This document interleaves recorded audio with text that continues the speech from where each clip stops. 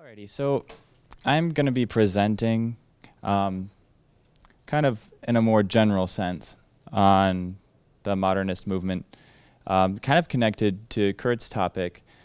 I'll be seeing the influence or kind of outwash of Christianity and how that was interpreted.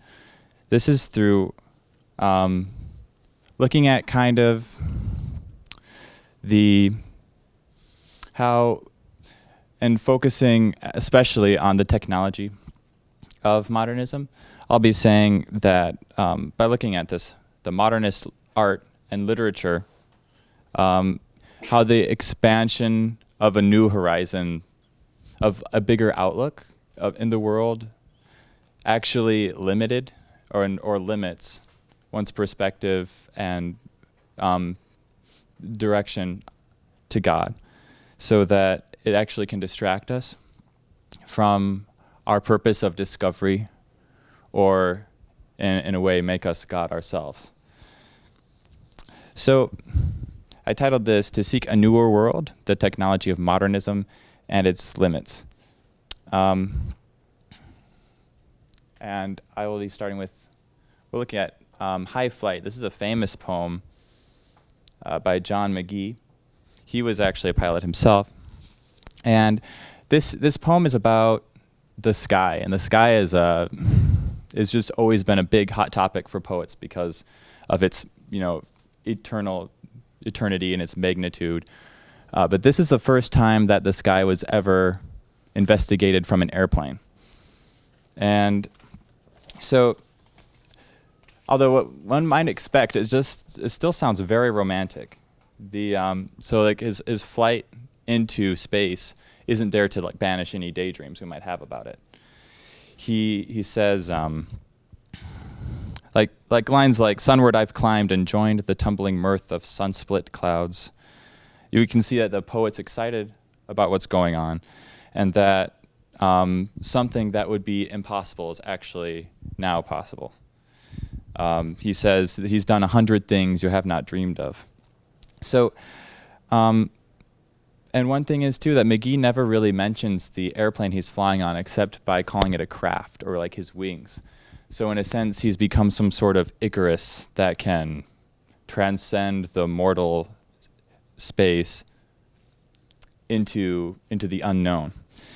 But it's here where he starts to differ from previous romantics or even some realists, when he begins to say, he begins to discount nature's position in creation. He says that, "I've topped the wind-swept heights with easy grace, where never lark or even eagle flew." So now he's stepping outside of his original role. He's become something better or bigger than creation. And he starts to sound, in his most ambitious lines here at the end, he kind of adopts a sacred tone and says, "And while with silent lifting mind I've trod the high, untrespassed sanctity of space, put out my hand and touched the face of God." So, although McGee does not attempt to limit the world that he's exploring, the technological process of the airplane brought him beyond all speculation about heaven and into the very presence of God. So the airplane has, in a sense, become his chariot of fire, and it's pushed him beyond any sort of need for a mediator.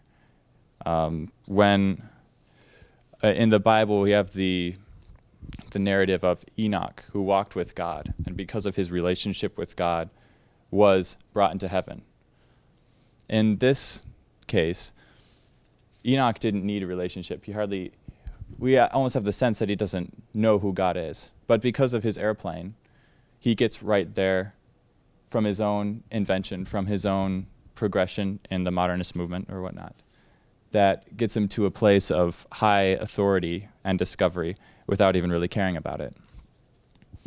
So this one, I'm going to connect this poem to a poem by Howard Nemerov, who was a poet laureate, 2 different terms during, 2 and 4 centuries ago, actually. And this poem is called Witnessing the Launch of the Shuttle Atlantis. So he was commissioned by the government to kind of describe the whole atmosphere and what this really meant to America as a nation when the shuttle went up. And a lot of his sentiments, I would say, probably mirror what those spectators would be thinking. He said things like, "What yet may come of this? We cannot know. Great things are promised as the promised land, promised to Moses that he would not see, but a distant sight of, though the children would." So already he takes on a spiritual significance to what is going on. He says, by mentioning Moses, a promised land, already there is this somewhat heavenly summons that NASA and the space program is answering. Similar to what McGee is imagining then, the new site of exploration has a spiritual significance, and even more so when he begins to mention Dante,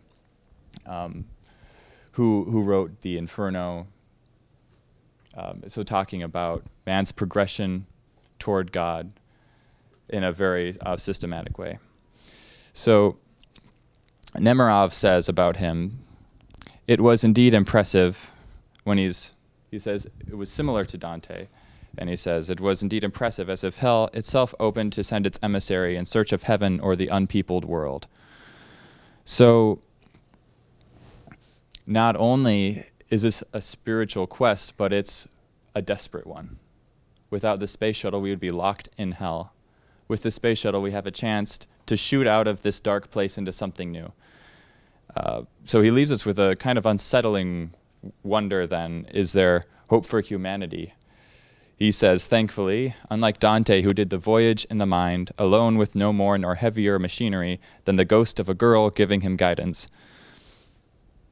we have, Nemerov would argue, the space shuttle to launch us a little bit farther than what Dante's perspective of spirituality could. And so where that speculation stops, progression begins. Invention will bring us to where we need to be. So taking this into an interior scope, I looked at Robert Shaw, who is a psychologist, and he was looking into technology and how it relates to poetry. He said in his article that we have been kind of taught under the scientific method to think like computers. His quote is, "We have been taught in school to follow the scientific method to think in logical, deductive ways. We process one category of information at a time in a linear, sequential fashion. Not only are we taught to think this way, but we are taught that this is the way we were intended to think." So by weighing the limitations and benefits of poetry, in this modern, with this mindset he describes as a modern mindset, he gets some kind of discouraging results. He says, because of the scientific method implanted in our brains that he picks up himself, he says, is the fact that it really doesn't work with the idea of poetry. He says, poetry provides information in small amounts, using often just one word to describe a scene or a subject, that also involves intense emotion, and emotion doesn't really exist in a scientific mindset, that it's out of place and distracts from an unbiased point of view. So in the end, he says, the art of poetry seems irreconcilable with any brain too inundated with a modern education. He's saying, although technology can bring us to these new expanses we never before were able to reach, by the time we get there, we won't even care we were there. Got another quote here from him. He says, with the advent of the telephone switchboard, psychologists began to describe the mind as a giant switchboard, making connections between discrete pieces of information. Current conceptions of the mind are based on modern high-speed computers. One of the side effects of describing the mind as though it were a computer is that we feel our minds must operate this way. So, thinking of Nemerov's poem in this way, if the human mind is only as big as its inventions, then Nemerov's state of wonder, his kind of desperate search for heaven, applies perfectly, because humans must rely on their machines to determine their understanding of the world. Bertolt Brecht kind of showed the error of this idea, or the danger of it, in his poem titled Radio Poem. He said, well, first, the poem is kind of describing that the intimidation broadcasts that would be sent out from opposing sides during World War II. So there's this intense moment of expectancy where a citizen would be waiting for the words of the enemy just to see, am I still safe? Is my city going to be bombed? Are we dying tomorrow? So in the poem he writes, and this is, I'm not sure which line this is, he says, so that my enemies might go on talking to me near my bed, to my pain, the last thing at night, the first thing in the morning, of their victories and of my cares, promise me not to go silent all of a sudden. Although the presence of a radio torments him, he cannot cease to be connected to it because he wants to know where his enemy is. He doesn't know where to fight if he doesn't know where the enemy is. So because of that, his whole world is really encapsulated in that little box that updates him on the events and conflicts of this virtual battlefield that he's living in. So with that, while I'm talking about this kind of modernist movement and technology, I definitely couldn't leave off talking about Marinetti. He, in his Futurist Manifesto, he talks about the aspect of speed. My point here is that although because of speed, in fact, art seems to be tunneled. It's stopped from expanding naturally. And so the issue with Marinetti is that, just like the others, when I was looking into them, by going straight toward an outlet of expression, he leaves behind any sense of appreciation or like rumination on how he got there, why he got there in the first place. He writes, "We believe that this wonderful world has been further enriched by a new beauty, the beauty of speed. Anything that encourages," Marinetti would say, "a contemplative stillness must be destroyed." Marinetti envisions an intense motion that kind of blurs everything else beside it. Only the immediate, only what the present is relevant. So when he defines poetry, Marinetti says that poetry must be thought of as a violent assault upon the forces of the unknown, with the intention of making them prostrate themselves at the feet of mankind. So speed eliminated the unsure, or like our search for God, by simply outracing it. So if we can distract our minds enough with a flying love bug over a pond, then we should be okay. So he kind of seems to take each of these poems to the extreme. He says, a racing car, its bonnet decked out with exhaust pipes, just like this rig here, like serpents with galvanic breath, a roaring motor car which seems to race on like machine gun fire, is more beautiful than the winged victory of Samothrace. If it moves, then, if it has motion to it, the work means more than whatever winged statue or artwork ever did. So this kind of logic he brings to its conclusion, meaning we destroy everything old and bring in what is new. He says, admiring an old painting is just like pouring our purest feelings into a funerary urn, instead of projecting them far and wide in violent outbursts of creation and of action. So the past holds nothing but old efforts, he says. Looking at this practically in a way that perhaps we could apply would be, and I'll actually get to this a little later, but if we were to apply Marinetti's manifesto then to our modern times, we would say, first we'd look at maybe a computer. When a computer reaches a certain age, it's past its point of relevancy, it's not useful anymore. The most use it can be is maybe to be recycled, and then the environment is saved a little bit. So if it can't keep up with the modern demands, it's gone. In the same way, an old poem, since it doesn't speak about what is immediate. It is probably best to be housed in an anthology, and it can describe the significance of the Victorian era or something like that. It's pretty harmless. But although it's good for studying historically, it's not telling us of how to live our lives right now. So in this sense, then, no good student of art would ever consider destroying a museum, as Marinetti wants us to. But that student may instead let the museum die its own death naturally. And essentially, that's doing the same thing. All right, so the disposal of old poetry for the sake of the new actually shows not only a lack of concern for the longings and that eternal search of mankind for spiritual identity. It's described by Bill Hill in Roy Ascott's work here as an artificial selection. He says, machines are reforming the cognitive processes of the conscious and subconscious mind. As the computer becomes more integrated with the developing human mind, and as it provides the interface with knowledge, it shapes not only our understanding of the world around us, but our understanding of ourselves. So in techno-Darwinism, things like that, we can kind of see where he's going. His main thesis for this article was introducing artificial selection. That with the introduction of new technology, with progression, new inventions, we learn what is relevant and we follow after that. We do what we have to do to stay on top.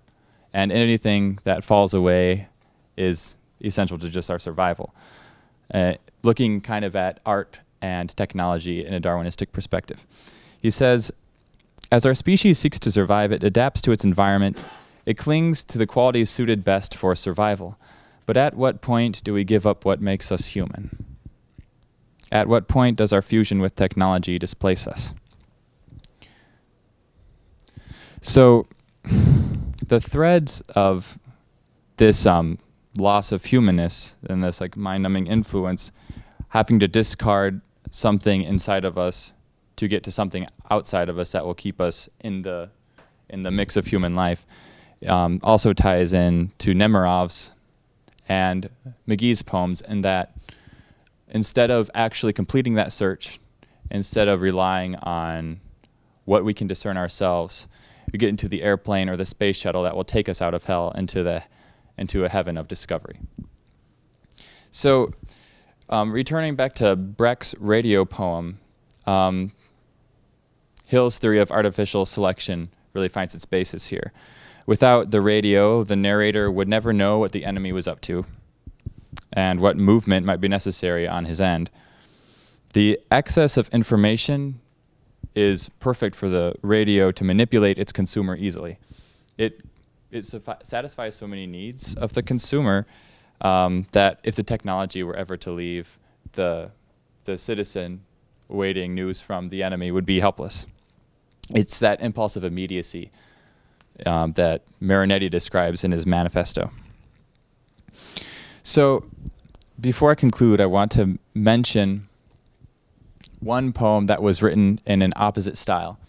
This is Ulysses by Tennyson. He, instead of relying on the machine to bring him to a place of discovery, it's turned around where the individual must rise above what is outside and what is physical to actually get anywhere. So we see that with lines like, push off and sitting well in order smite the sounding furrows, for still my purpose holds to sail beyond the sunset. So Odysseus's character is completely different than what we saw in these other poems. He's looking to the future on his own will, not relying on something to bring it to him. So at the conclusion of the poem, the machine or his own invention isn't praised. It's instead his own determination to get there. He says, that which we are, one equal temper of heroic hearts, made weak by time and fate, but strong in will, to strive, to seek, to find, and not to yield. From this, we even have, there's even a reference to Christ's words, to seek and to find, that we're given in this poem the idea that this journey has been implanted on Ulysses' mind, that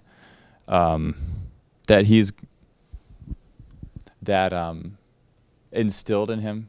So when his time comes to really face death or life, there is something within him that says, I have the ability, I have the reason to see what is beyond this. He's looking to another world, but he's not relying on something outside of himself. The strength has been provided through the revelation that he's seen from his experience. So, in conclusion then, the invention of the airplane, of the space shuttle, and different progress that's praised in the modernist art and poetry, although it describes that sense of discovery, it replaces its finite speed with replaces the infinite with its own finite speed. So I would say no matter how efficient or advanced that technology is, it can't really substitute the human mind, where God is not only found in the regions the inventions that we create, or regions outside of ourselves, but in every beautiful symmetry of existence. And revelations like that don't come through a computer. Thank you. Any questions?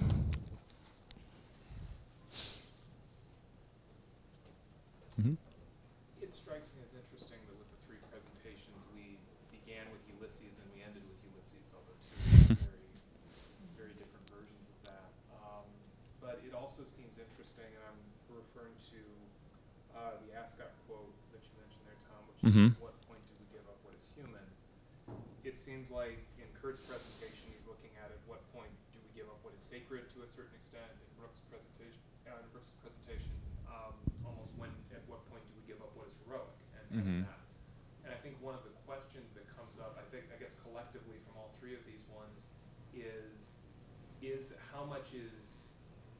how important is change when we look at the modern world? At what point, and how do we navigate, this adaptation to change and saying this is a new world, and this is, if we're going to experience things in a spiritual sense, we need to do it. We need to be able to do it somewhat through this kind of technology. And at what point do we push back and say, exactly what you said at the end, that this cannot take the place of what, of exactly what we would have had with this more, with this less kind of temporary upgrade. Yeah. So your question would be, at what point is change necessary, and where does it lose its purpose? Kind of like that. Well, what I would say is, and this is actually from an Eliot, T.S. Eliot essay I think we read in your class, but he's saying that you still can't lose the relevancy of the writers of the past. And so change is a good thing because it stops us from stagnancy. And so, because the world is so big, there's always something new to discover. But if we don't see that people have always been discovering, people have always been learning new things, and we don't see the whole human experience in the new, and like what I was saying here, the issue with the change is not that there's change, but that they're rejecting everything that's old. There's no problem with an airplane if you know that it's been provided, that God has provided that mediation for more discovery of Him. And so I guess my answer to that would be, change loses its purpose when it loses the past and it forgets on the giant's shoulders it was standing on. Any other questions? Yeah.